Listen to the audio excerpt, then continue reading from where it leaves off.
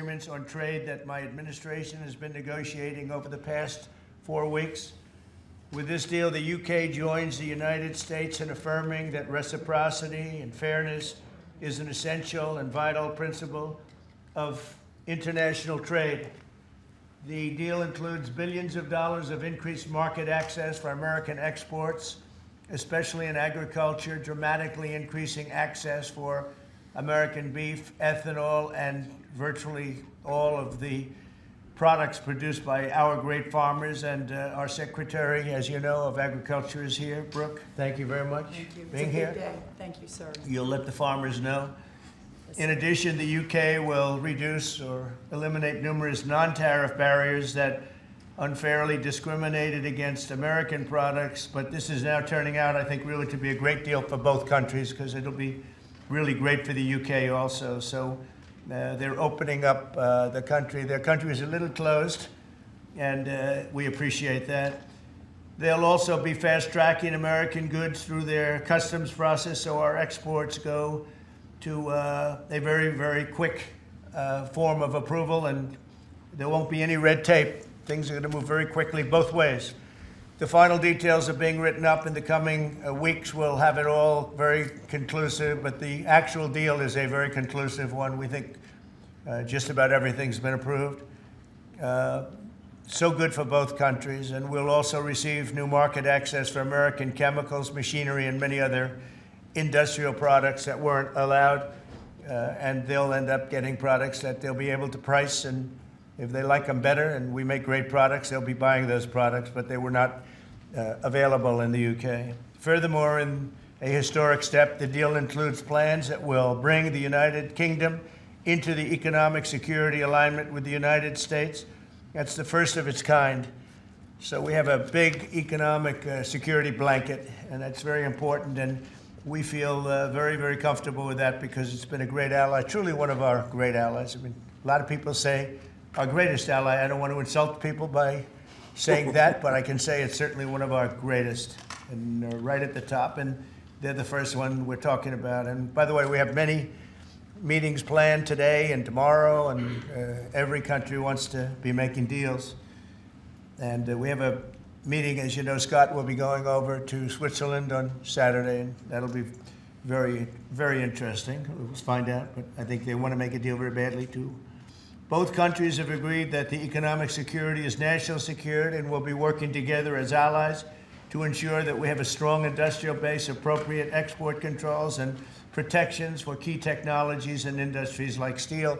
Steel is a big factor. Both countries will become stronger with steel and things necessary for military. You know, we used to build ships and other things literally at a level that nobody's ever seen, and we haven't, we've eased up, and I would say that the UK certainly eased up, but now we're going to be uneasing both, and we work together. Once again, I want to thank Prime Minister Starmer. He's been terrific for his partnership in this matter. The special relationship and external bond, it's really an external and an internal bond between our two countries, will soon be stronger than ever before, and we really do. We have a great relationship. I want to just say that the representatives of UK have been so professional, and it's been an honor doing business with all of them, and in particular the Prime Minister. And I'd like to introduce him now to say a few words. Mr. Prime Minister, please take it away.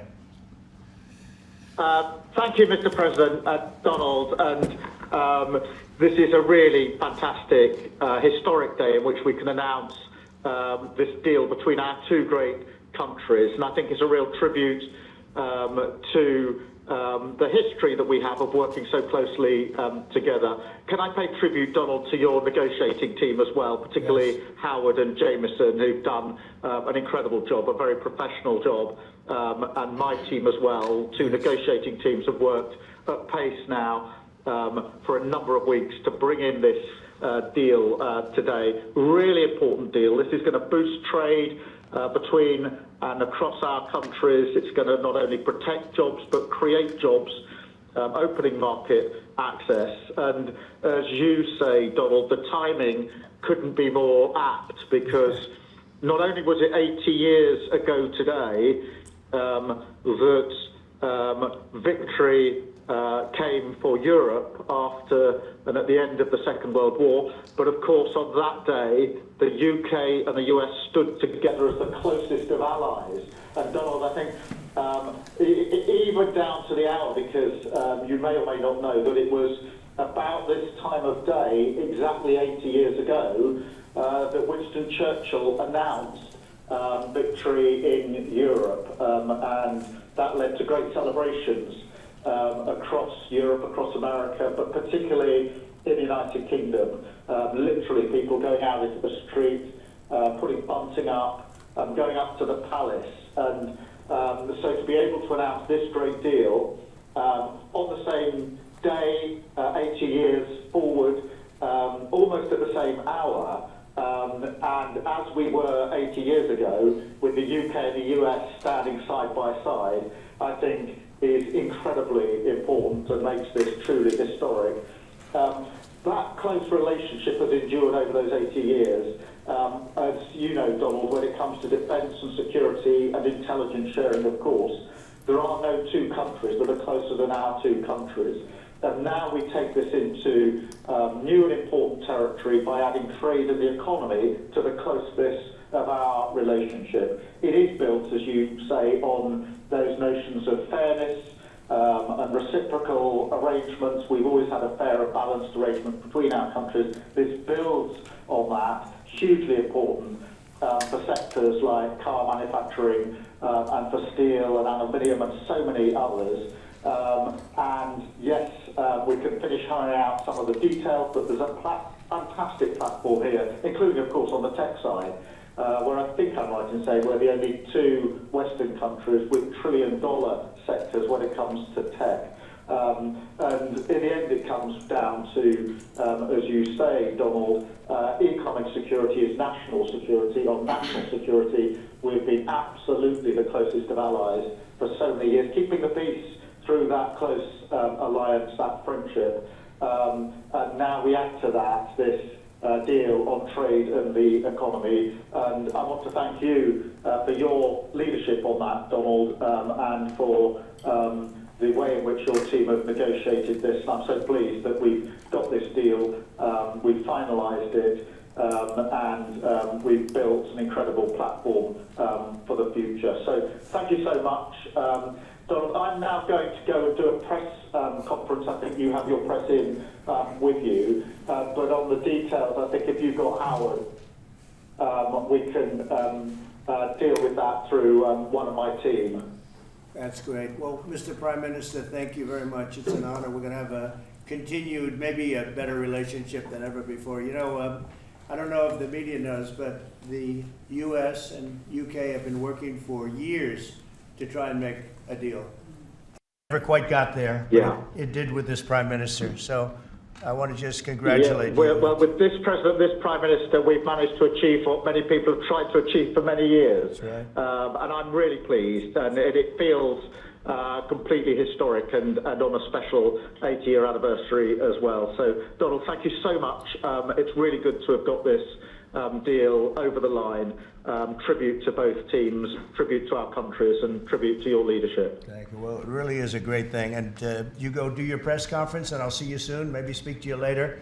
But thank you very much. And an incredible thing. I can't tell you that for so many years, even as I sat, everybody talked and talked and talked about a deal with. It just seemed like a natural deal, but it was not done. But now it was done with us. So I feel very proud to have been a part of it. Keir, thank you very much. Thanks, Donald, and we'll speak again soon. Very good. So long. Bye.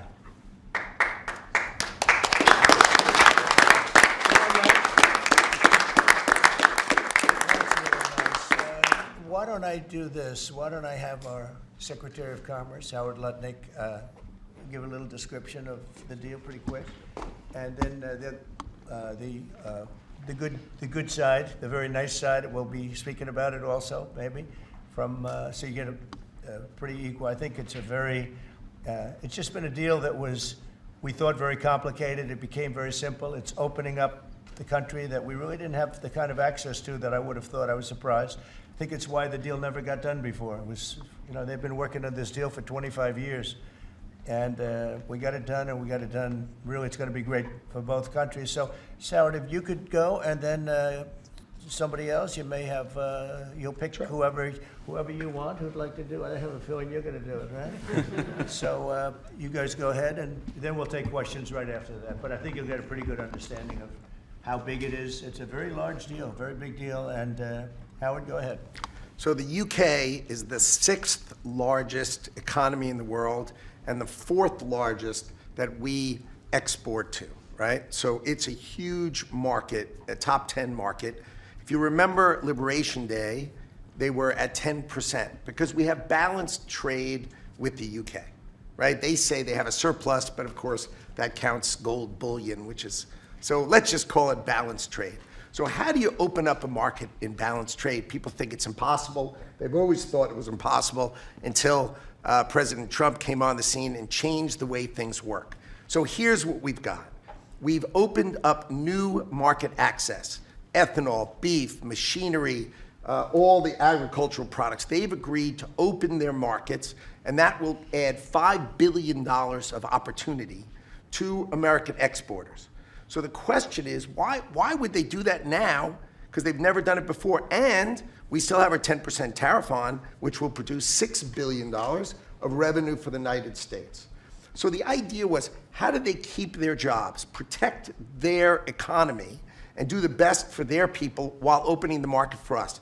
And the way is they studied it, their team was exceptional, and they tried to figure out the markets that they're importing from other people and try to send them over to America. So why were they always favoring others and not us? And what they've done is they've found the ways to do that so that we have new access, right? But the UK workers are protected, and that was the balance. So we did a deal with them in automobiles, and you know, if you're not building here, we charge you a 25% tariff. But the president, and by the way, I want to make this clear, while Jameson and I worked hard, this was the president's deal, and people think, oh, that's not the way it works. If you got to sit next to him, I have the best deal maker to my left, and if you don't think that we take advantage of him calling the prime minister and getting that deal done, you don't understand who's the president of the United States. So he's the closer. He gets deals done that we could never get done because he understands business, he understands deals, and that's why we're here today. So he agreed they could send 100,000 cars into America and only pay a 10% tariff. And that protects their car industry. And remember, we do 16 million cars a year. So this is only like 0.6%. But for the UK auto people, this is tens of thousands of jobs that the president agreed that he would protect for them. So he made that deal, right? Then steel and aluminum. Right? Their steel business has been destroyed like everybody else has been destroyed by people dumping steel into their markets. And British Steel had announced it was closing down. So the British government, as part of this deal, nationalized British Steel, and they're going to match the kinds of models we do. They'll put tariffs on, they'll put quotas on. They want to do it with America so they can be part of the resurgence of steel and aluminum in America, and that saves them, again, thousands and thousands of jobs. So if you go step by step, aero and commercial planes, they sell Rolls-Royce engines to Boeing. We've agreed to let Rolls-Royce engines and those kind of plane parts to come over tariff-free. And what you're going to hear today is there's going to be an announcement in the UK that they are buying $10 billion worth of Boeing planes later today, but I'm going to let the name of the airline announce it because that's theirs to do it. Part of this deal was always to do it together and to do it strong, and you can see the numbers on this board.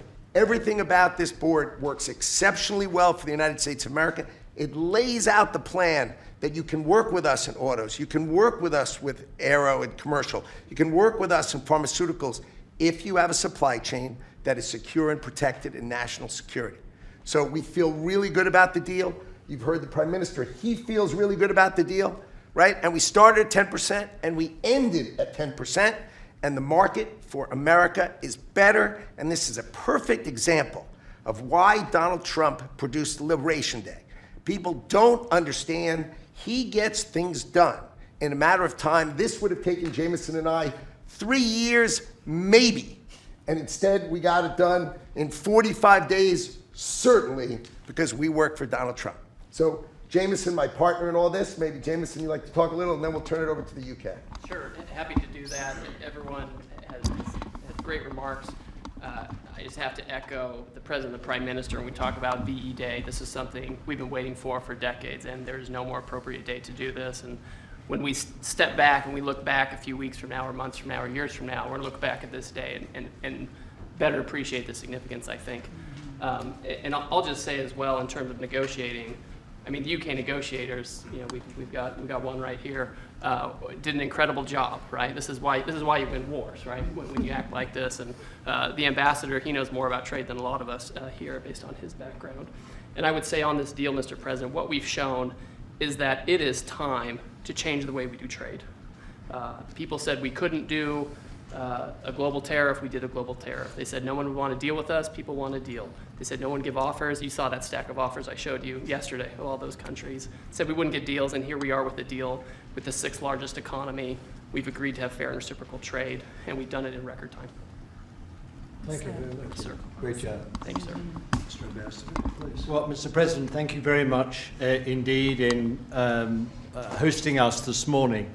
And thank you very much indeed also for that very typical 11th hour intervention by you with your phone call to the President, demanding even more out of this deal than any of us expected. So thank you for that. The Prime Minister was delighted, obviously, to take that call late at night.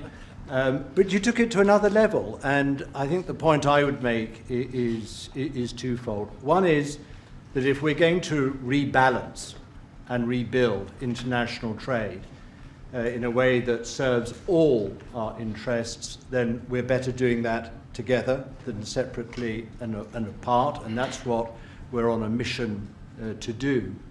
But secondly, you've done what you said you would do. You said to the Prime Minister when he came and we visited in the Oval that you would do a good trade deal with the United Kingdom, that you would do it at pace, and that we would be first. And you have delivered that. You know, you've been true to your word. So thank you very much indeed for that. For us, it's not the end. It's it's the end just of the beginning. I mean, there is yet more we can do in reducing tariffs and trade barriers so as to open up our markets to each other even more than we're agreeing to do today. But it also provides us with the platform, the springboard, to do what I think will be even more valuable for both our countries in the future, and that's creating a technology partnership between the United States and the United Kingdom so that we can harness science and technology in order to create future industries and future jobs, and to do that together in the way we work so closely already in the national security and defense area. We can just take that to yet further areas of science, enterprise and endeavor. So we're looking forward to doing that in the coming months. You've launched us extremely well today. It just, in my view, as the Prime Minister has said, just shows what two countries who trust each other, who are confident in each other and are familiar with each other can do, not just for ourselves, but for the rest of the world who need to benefit from a bigger and better international trading system.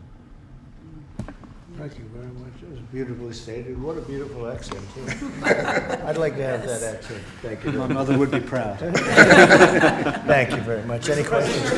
James Matthews from Sky News. Yes. Can I ask, why Britain and why now? And you've described this deal as a full and comprehensive deal, and yet we've just heard from Mr. Matthews that it's the end of the beginning. Clearly, there's much more work still to do. Yeah.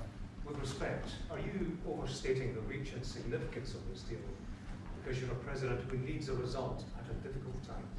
I think that it's a great deal for both parties. It's for us. We're opened up. I didn't know how closed it was. Quite closed, the market, as you know, the UK, and it opens up a tremendous market for us. And It works out very well, and a lot of assets. You see the chart, and those are tremendous assets.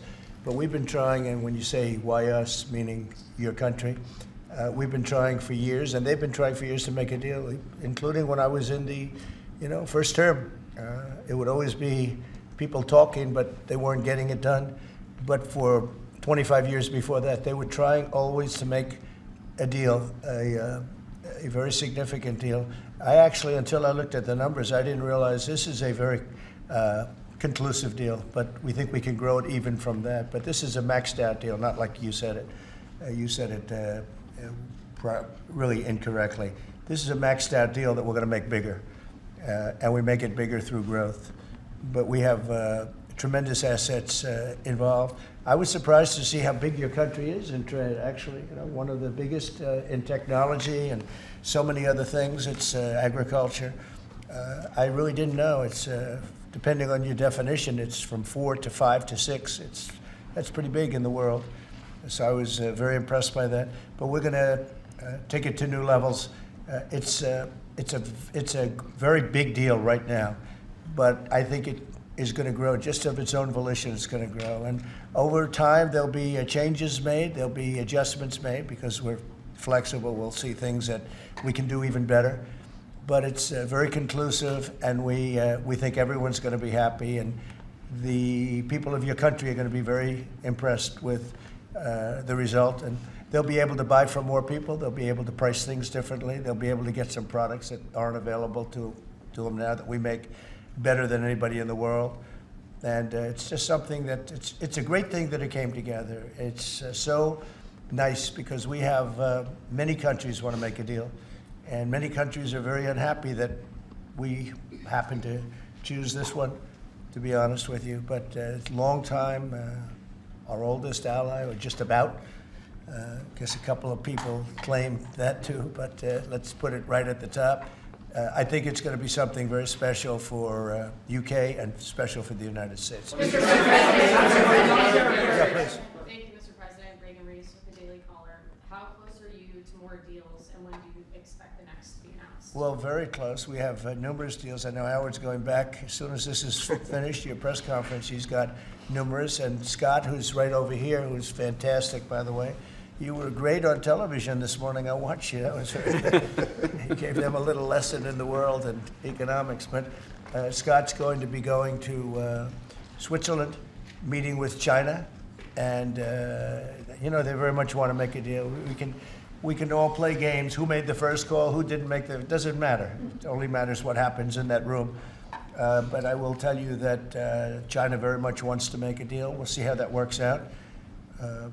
Every country throughout the last 40, 50 years has literally ripped off the United States on trade, on military, on protection, on all the different things. And we are now making fair deals. And in this case, it's great because we really weren't very much involved. You have the European Union, which is, I think you made the right decision years ago. I don't know if you remember, I was opening up Turnberry the day that you were voting. And they asked me, would it happen or would it not happen? I said, no, I think they're going to go their own separate way. I think it's better for them. And they did. I think it's going to end up being a very smart decision. But a big part of that decision was always that you'd be able to make a deal with the United States. And they were unable to do that. But now they made it. And it's a tremendous, it's very important. That was always a big part of your decision on Brexit. And they were never able to make that deal. It was a tough one. And this one it's amazing with time. This one just went very smoothly, went quickly and smoothly, and a lot of common sense, as I like to say. It's tremendous common sense, but it's going to make your country much bigger in terms of trade, and it's going to make our country much bigger in terms of trade, too. Yes, sir. Okay, go ahead, behind you, and then we'll get you. You're with who? The BBC. Oh, good, very nice. They treat me beautifully. You mentioned beef and beef exports. The UK currently doesn't accept American beef because of its own food standards. Are you calling on the UK to accept all American beef and chicken products? Well, I think they'll take what they want. We have plenty of it. We have every type. We have every classification you could have. As you know, Bobby Kennedy is doing a tremendous job, and he's, I think, probably heading toward your system with no chemical, no this, no that. I mean, I think we're heading that way, it seems to be. And, but we have that also. So we're a very big country. We have a lot of beef. We're a very big country, so it'll be great. Yes, yes. You want me to jump? Yes. Let's talk about American beef really quickly, and it can't be understated. I'm Brooke Rollins, by the way.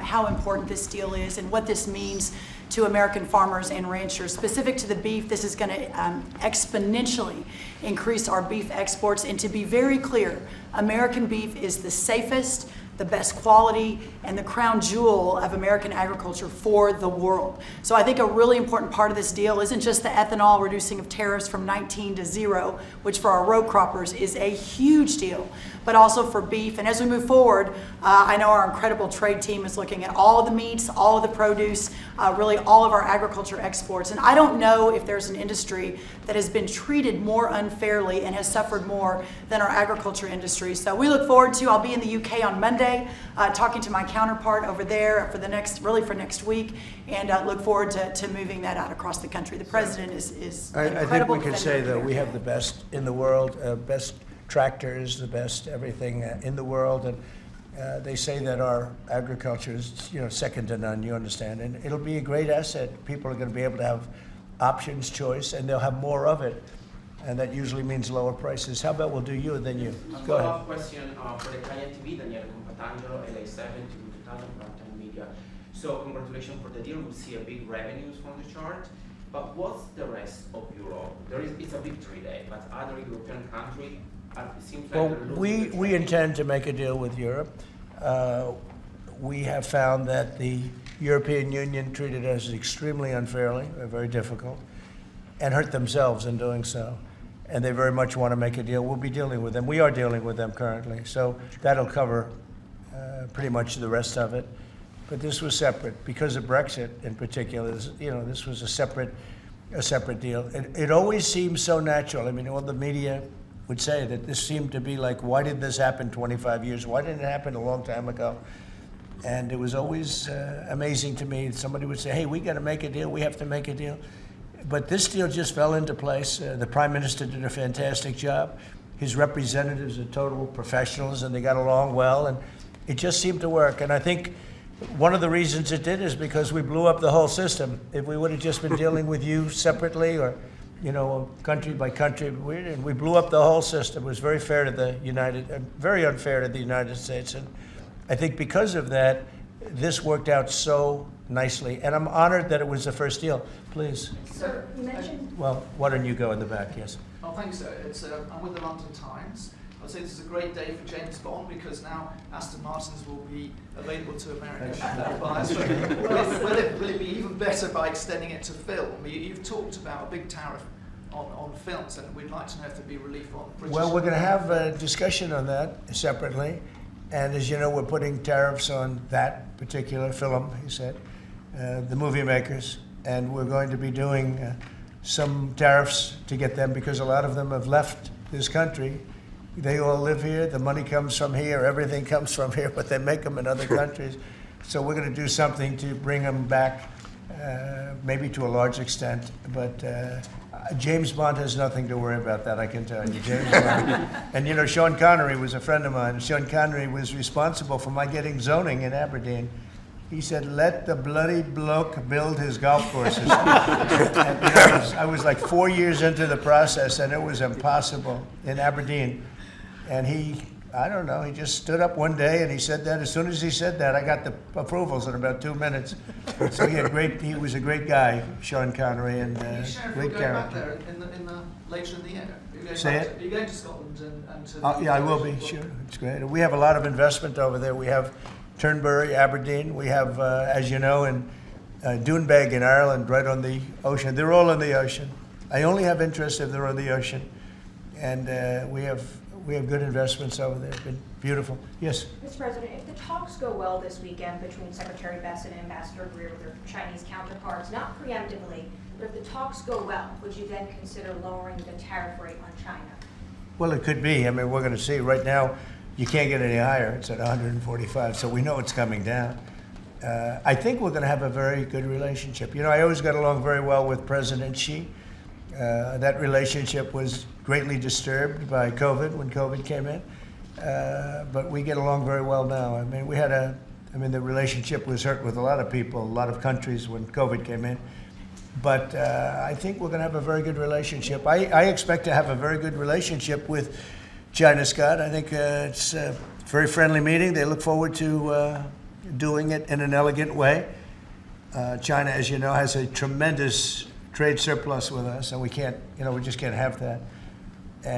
But I think it's going to be very good for both countries. I would like to see China opened. You know, one of the big things here is, and nobody would know this, but the UK was largely closed. It was very much closed to trade, and now it's opened. And a lot of the financial reporters are very happy about that because so much, I'd listen to them, well, I hope they get countries opened up. And then you compete on a fair basis, but you can't compete when you're not allowed to go there. China would be the #1 example of that. You know, it's very closed. We almost had it last time before COVID, and that didn't work out. But we made a great deal with China. They had to buy $50 billion worth of our food products, and it was a great deal, doing very well for our farmers. And then when Biden came in, as usual, nothing happened. You know, he didn't enforce it, and it got less, and ultimately, you know, destroyed a great deal. That was a great deal. But no, I think that we're going to have a good weekend with China. I think they have a lot to gain. I do think they have far more to gain than we do in a sense, but we're going to have I think we're going to have a very, very good weekend. Will you speak to Xi after the weekend talks? I might, yeah, sure, depending on what Scott says. We Scott is doing certain countries, and Howard's doing certain countries. I mean, I wish I had like 10 more of each. Then we could do them all at one time. But there will be a time, we'll do a number of them, and then there'll be a time, I think I can say this, Scott and Howard, where we're just going to say, because we understand the countries, we understand what they want, where we're just going to make the deal. In other words, we don't need the country involvement because we've already had it. And we'll say this particular country, which had big surpluses, let's say, we had therefore deficits, that this particular country is going to pay a 25% tariff or a 30% or a 50% or 10% or whatever it may be. I think we should explain it now, Howard. One of the things we did here that we'll rarely do is on cars, we took it from 25 to 10 on Rolls-Royce because Rolls-Royce is not going to be built here.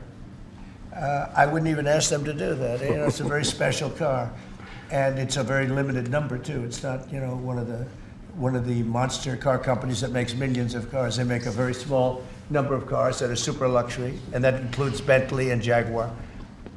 So we have some very special cars. So in order to help that industry, and that's really, you know, handmade stuff, and they've been doing it for a long time in the same location.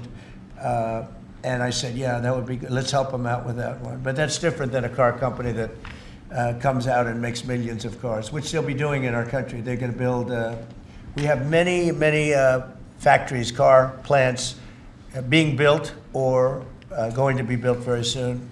I think we can say that we'll be close to $10 trillion of investment. I think we're actually at that number now if you add up some of the ones we haven't heard about yet.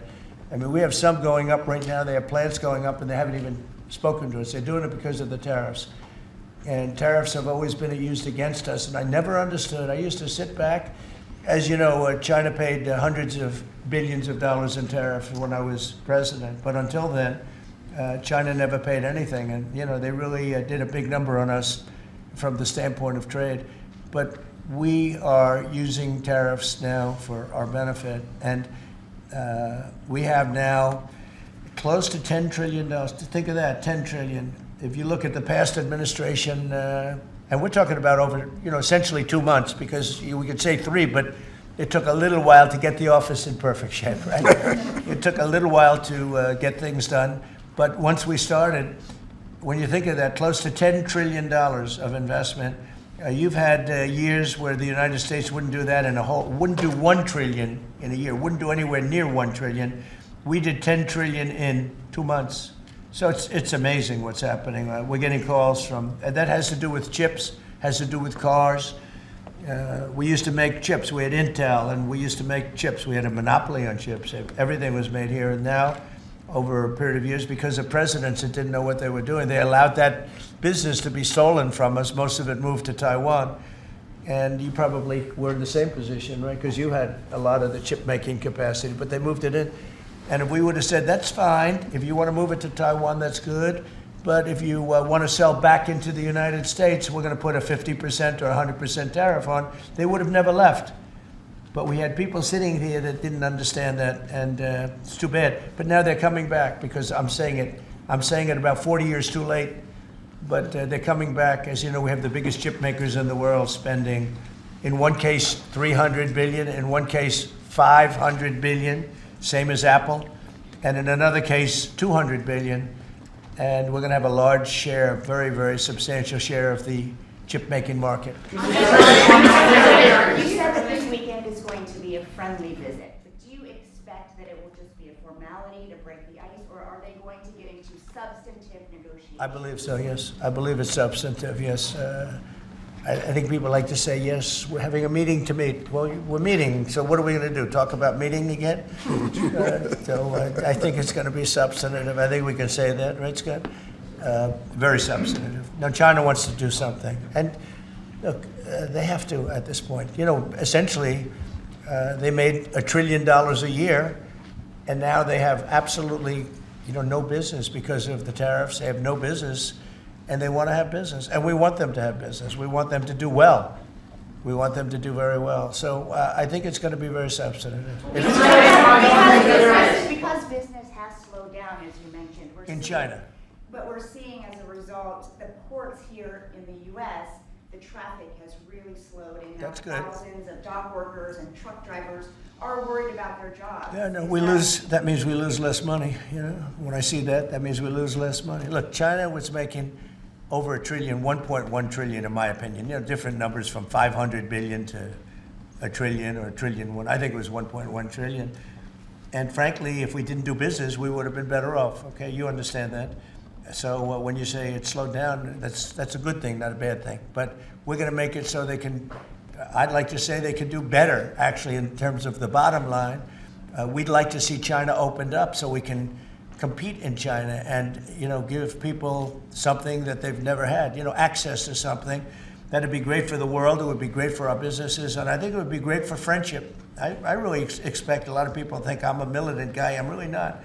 I think that trade can bring a greater friendship with China, can be something good. But, one of the things that I know Scott's going to be talking about very high on the list is open up and let our businesses go into China, because when you talk about a closed country, that's a really closed country. And I think it would be great if it was opened up.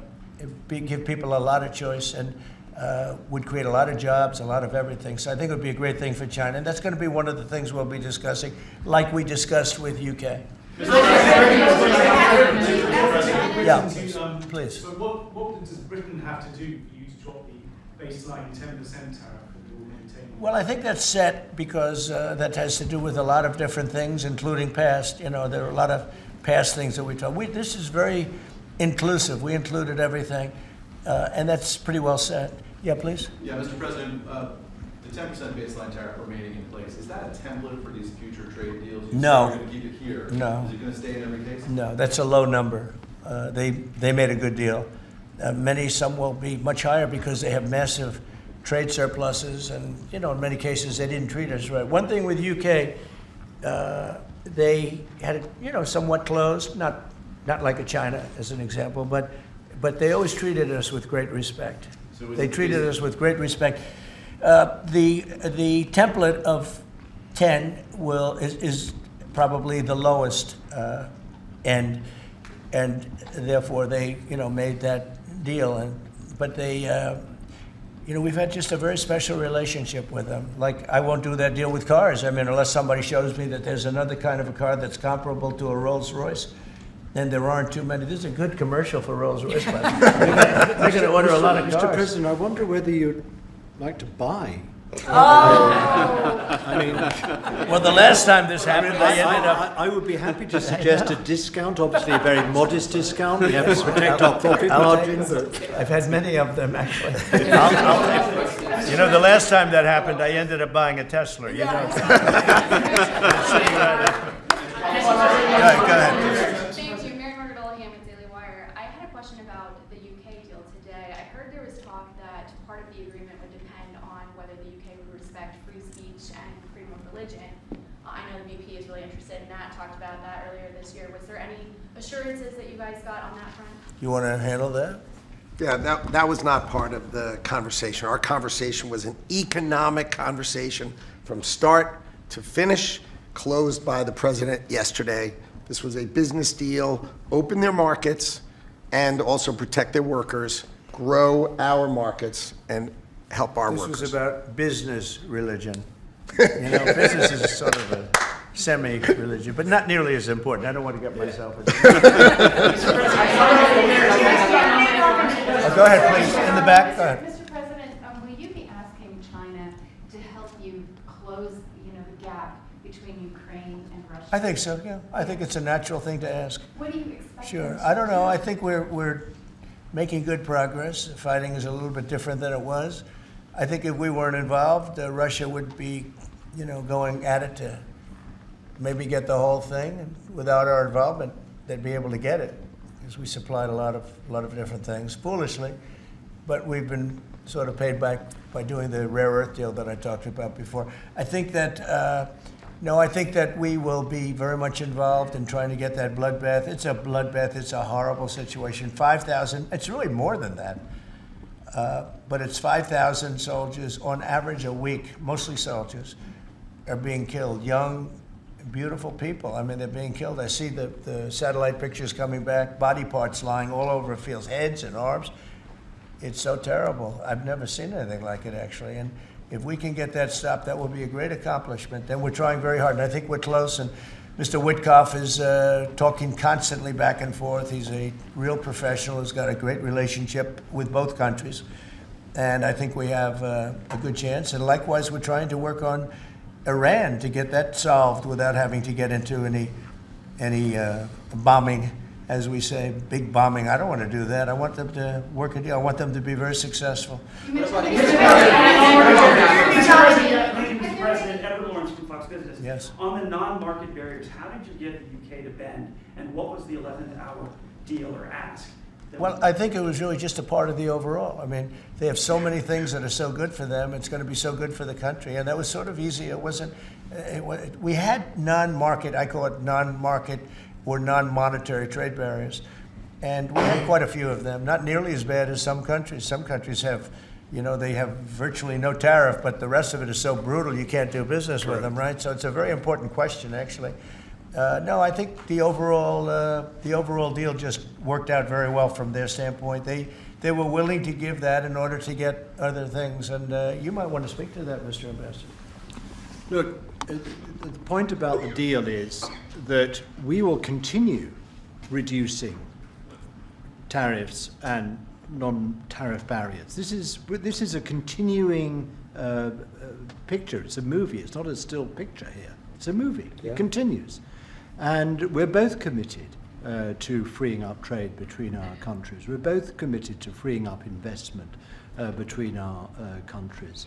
And the point about this deal is that it provides a very good template and a very good launch pad for what we can continue to do and build on in the future. And that's what we're both determined to do. Many of the well,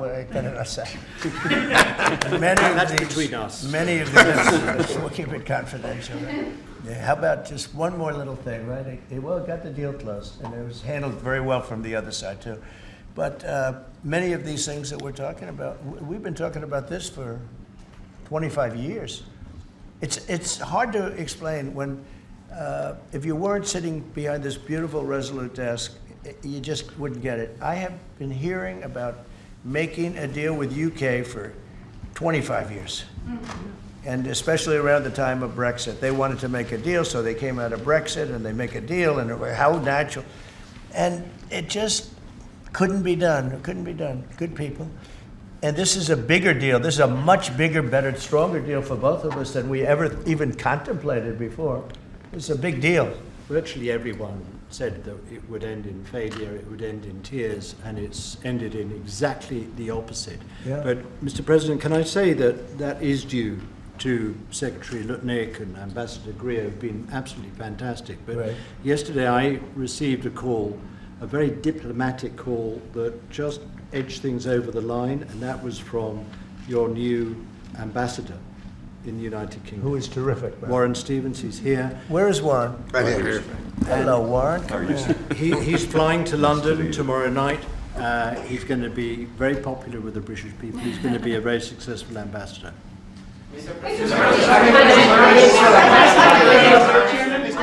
And? Were you disappointed? And? He's got plenty of cash. Plenty of cash.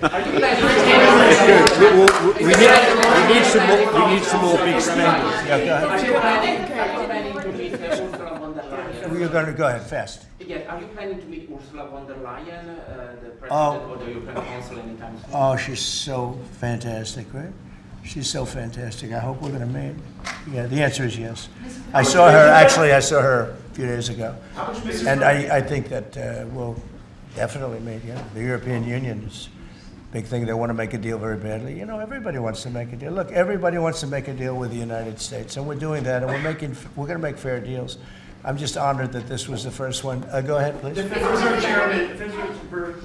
Reserve Chairman, Mr. President, says that you would have to call him for a meeting. Do you plan to meet with him? I could call him for a meeting, but it's like talking to a wall.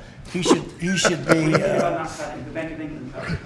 Well, the Bank of England cut, China cut, everybody's cutting but him. It's you know, I don't know. We'll see what happens. It's a shame. I call him Too Late, you know, Too Late Powell. That's his nickname, and it's a shame. It's ridiculous. So a meeting, he's always too late. But in this case, it's not going to matter that much because our country is so strong. We're so powerful in terms of economic strength and what we've done. And I'll tell you what, if we didn't have our first term, you wouldn't be. We created things in the first term. We cut more regulations than any president in history. We cut the taxes more than anybody in history. And a very big factor is going to be the tax bill that we have right now, the one big beautiful bill, as we call it, which is all-encompassing, the biggest tax cuts ever in history, bigger than even the first time, and the incentives, even great for the UK because it'll make us so strong that we're going to be doing more business with you. It's a very important element for taxes, for every aspect, regulation cuts. That bill is, I believe it's the biggest bill of its kind ever in the history of this country. And Speaker Johnson and Leader Thune have done an incredible job. I mean, I'll let you know we have to get a vote, but we have a lot of support for that bill. And if that happens on top of all of these trade deals that we're doing, this country will hit a point that you better go out and buy stock now. Let me tell you, this country will be like a rocket ship that goes straight up. This is going to be numbers that nobody's ever seen before. That's a very important element of all of this. You know, if we get that, if you don't, and the Democrats are fighting it only because they want to fight. They have Trump derangement syndrome. You know, if it was somebody else, they wouldn't fight. If you had a normal person, if you had some stiff sitting behind you, they'd be fine. But they have Trump derangement syndrome. You know, Senator Schumer's become a Palestinian. Welcome. I don't know when they're going to give him the ceremony, whatever the ceremony may be. But it's terrible what's happened to the Democrats. So very, very important element of everything, of what we're doing, unrelated to today, but related in the sense that we'll do, if that passes, we'll do even more business with the UK. We'll have so much. It's the biggest tax cut in history. It's going to make our country zoom. It's going to be incentive, as you know, with the deduction for, basically for work. You work, you build, you plant, etc., your deduction.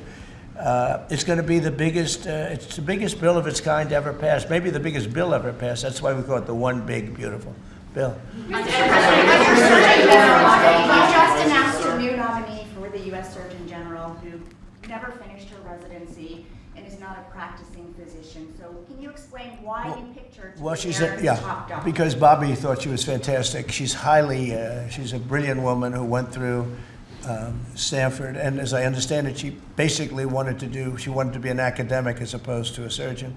I think she graduated first in her class at Stanford, and Bobby really thought she was great. I don't know her. I listened to the recommendation of Bobby. I met her yesterday and once before. She's a very outstanding person, a great academic, actually. So I think she'll be great. Mr. President, your nominee for U.S. Attorney of D.C., do you have a backup plan if this Senate? Oh, I do, yeah, but he's a terrific person, and he wasn't getting the support from people that I thought. You know, he's done a very good job. Crime is down 25% in D.C. During his period of time. I'm very disappointed in that, but I have so many different things that I'm doing now with the trade. You know, I'm one person. I can only I can only lift that little phone so many times in a day. But we have somebody else that will be great.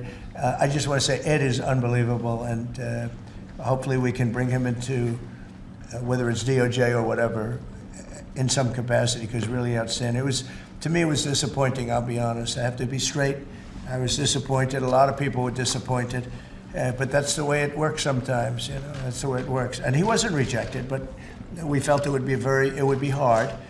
And we have somebody else that we'll be announcing over the next 2 days who's going to be great. With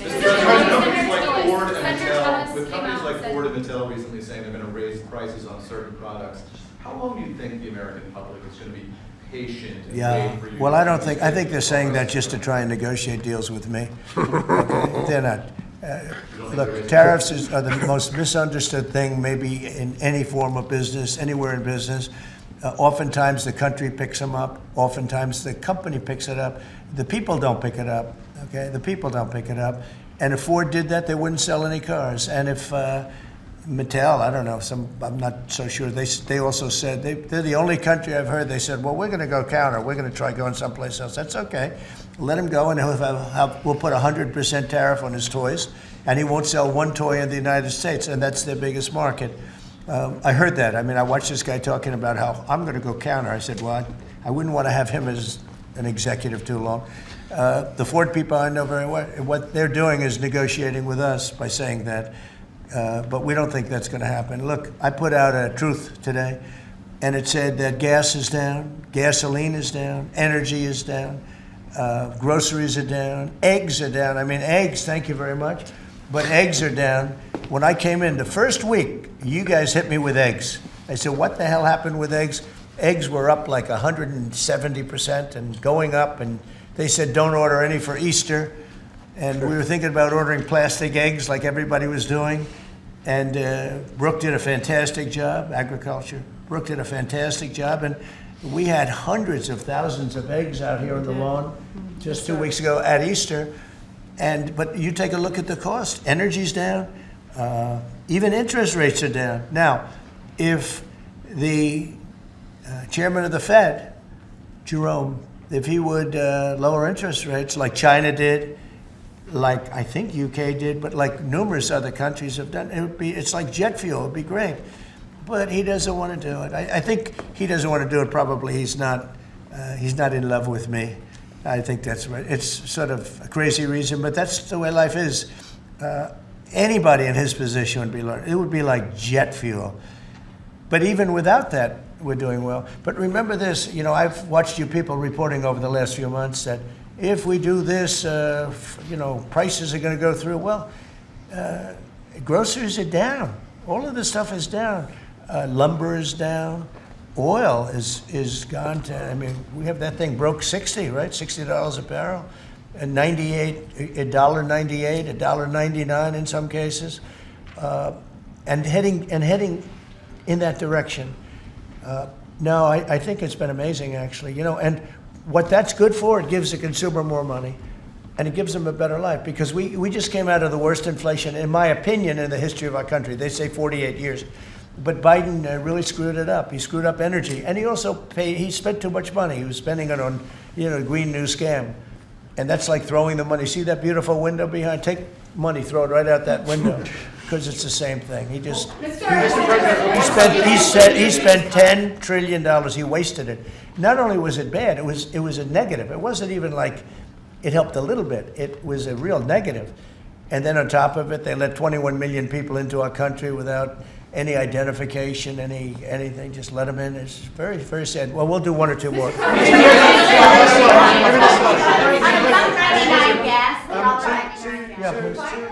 may. Go ahead. Who are you with? I'm with the Daily Telegraph. Now, you know me from another I place. do. How concerned are you about the UK's reliance on China? Chinese money in the money markets, Chinese exports. We're not concerned. Is that something that came up in discussions? I'm not concerned about anything. If I was, I wouldn't even be here right now.